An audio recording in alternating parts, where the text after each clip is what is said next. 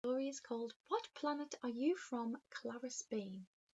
Now we'll find out a little bit more about the book on the blurb on the back. This book is mostly about me, Clarice Bean, and saving the planet of Earth. What happens is my older brother Kurt rushes in. You can tell something is wrong because he is running. Kurt never runs. He says the tree in our street is going to be chopped to pieces. It's probably nearly 100 years old. Everyone goes a bit down in the mouth. Kurt says he's going to make a plan of action to stop all the destruction. Dad mutters, it's a shame he doesn't take action over all the destruction in his bedroom. Mum says, I'm just glad he's going to do something which involves the word action. But how can Kurt save the planet all on his own? If only I could help, but I will be in big trouble with Mrs. Wilburton if I am late even for one measly day of school. Find out what happened. This is my class. These boys are in my class. They're always trying to get off PE by saying they've got a twisted ankle. My friend Rosa can't stop reading. My cousin Noah is a doodler. This is my friend Betty Moody. Without her glasses, I am a total blur. I am utterly a blur. This is Robert Granger. I mainly like to ignore him. This girl is called Bridget Garnett, and I have seen her put a P up her nose. I can see they've got planets up in their classroom. This is Mrs. Wilburton. You have to do what Mrs. Wilburton says, because it will be staying behind cleaning the board if you don't. Sometimes I fall off my chair on purpose. This makes Mrs. Wilburton very irritated. What planet are you from, Clarice Bean? In school, we are learning about the planet of Earth. Our planet Earth is quite small compared to Jupiter or Saturn, but compared to the Sun, Pluto is a peppercorn. It's hard to think of ourselves living on a planet because it doesn't feel like we are standing on something round. It's amazing the sea doesn't spill off at the edges, but that's gravity for you. Gravity is a strange invisible force. You know it's there because you're not floating about like a jellyfish. Sometimes I think gravity is a pity. Wonder what would happen if we were floating about and we didn't have gravity.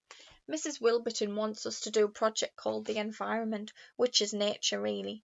She has given us little books to write in. Nature is something I know lots about. We've got lots of it in our garden. There's even nature in the Baldini brothers' garden. Although you wouldn't think so to look at it, it's mainly dustbins and concrete and a bit of an old car. Robert Granger lives nearby and he is always trying to walk home with me. He says, Hey, Clarice Bean, wait for me. When I get home, Grandad is buttering his tie into his sandwich. He hasn't noticed he's too busy watching a programme about nature. Grandad loves nature, especially when it's Australian. He likes the idea of living somewhere where not many people are. In Australia, you can drive for maybe squillions of days without noticing a single supermarket, just maybe a kangaroo or a wombat. He says, I can picture myself sitting in a deck chair on the top of Uluru listening to the cricket, but I'm just as happy watching the world go by under the tree in Navarino Street. That's our street. I'm busy thinking about trees and planets and holes in the sky. I'm sure there is a big hole above our house because my sister Marcy uses too much hairspray and is causing pollution. No ideas are coming into my head for a project. My mind is a blanket. So I go upstairs and read my comics with the vests and pants in the airing cupboard. Dad says, if it's nature you are after, you should have a peek in Kurt's bedroom. It's a regular safari in there. I am reading away when I hear a commotion. It's coming from the kitchen, so I scribble down to see what's going on. What's happened is my brother Kurt has rushed in, and I can see straight away that he's not normal because he is running. He never runs. He's flapping the local newspaper about. Dad says, What on earth's got into him? Mum says, It's his hormones. They are playing havoc at the moment. Hormones are things which buzz about in your body, making you find your family embarrassing and causing pimples. The paper says, Tree to be chopped down in Navarino Street. It's a really nice tree too, and it is maybe even at least 100 years old. Kurt says, I won't have any dinner because I'm too depressed to chew. Grandad switches off the television, so of course we know he's upset. The next day, I'm a little bit late for school. Mrs. Wilburton tells me I've been paired up with Robert Granger for my project. She's done that on purpose. Noah and Betty Moody are doing a project about recycling, which is all about what to do with your old rubbish, which is absolutely not dropping it in the street. If we even drop one piece of litter, my mum will go, "Pick that up at once, you litter bug." Sometimes she runs after people, waving their rubbish at them. It's very embarrassing. Robert Granger is making us do a project on who can walk faster, a snail or a worm. I say, "But that's not important, Mrs. Wilburton." Mrs. Wilburton says, "People who are late for school don't have a leg to stand on."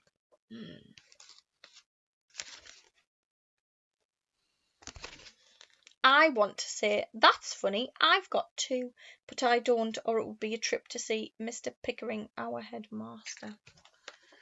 At least things are exciting at home. Kurt and his friend Morton are going to camp up the tree. Kurt says he's going to become an eco-warrior. He's got a tent and everything. Dad said, "How are you going to pitch a tent up a tree?" He says, "We are going to make a plan of action to stop all the destruction." Dad mutters, "It's a shame he doesn't take action over all the destruction going on in his bedroom." Mum said, "I'm just pleased Kurt is going to do something which involves the word action." When Morton arrives, Marcy runs upstairs to put on more makeup. Kurt and Morton have been gone for several hours and people are beginning to worry themselves sick, i.e. Mam. So when it's 8 o'clock we go out to see how they're getting on. They are still sitting outside their tent. Grandad is there with a thermos flask and his friend Bert the Shirt. We don't know why he's called Bert the Shirt, he just is. Then Robert Granger comes trotting along. I can't get rid of him. He says, "Why is your brother camping, Clarice Bain? Is he on holiday?" I say, "No one goes on holiday in their own street, Nitwit. They're having a protest." He says, "There can't be protesting, they haven't got any signs." Kurt goes a bit down in the mouth.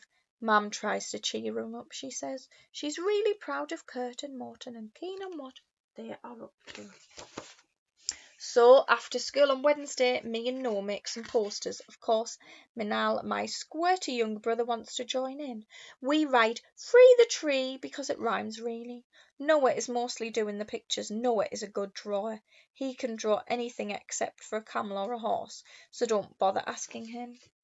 When we have finished, we all go down to the tree. We leave a note for Dad because, of course, he's still working like a maniac. Kurt is very pleased with our posters and he slightly smiles, even though Manal has made a bad spelling mistake and no one can spell the word environment. When Dad gets home, he wonders where all the quiet is coming from, and then he sees our note.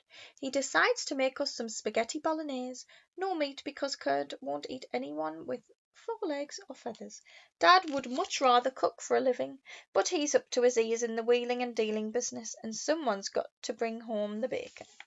I like to cook too. I do ketchup on toast, and in summer, salad cream on a tomato. Hardly any washing up is involved. We are sitting up a tree eating spaghetti and then someone nips out and takes our photo. The next thing we know, we're all famous in the local paper. Of course, Robert Granger gets himself in the picture.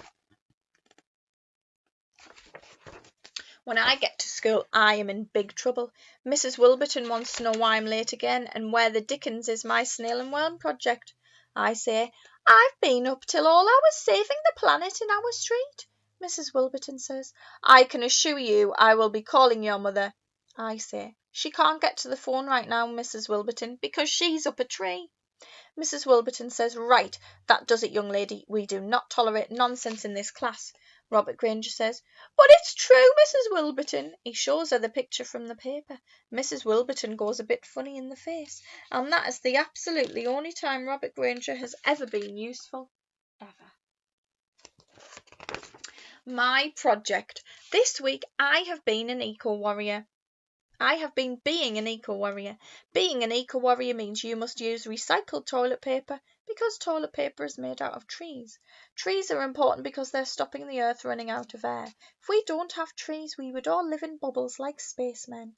Trees are also like ginormous vacuum cleaners sucking up the pollution. There is much more to trees than twigs and leaves, and that is why some people think it is important to sit up a tree, even if it is raining and you have to be late for one measly day of school.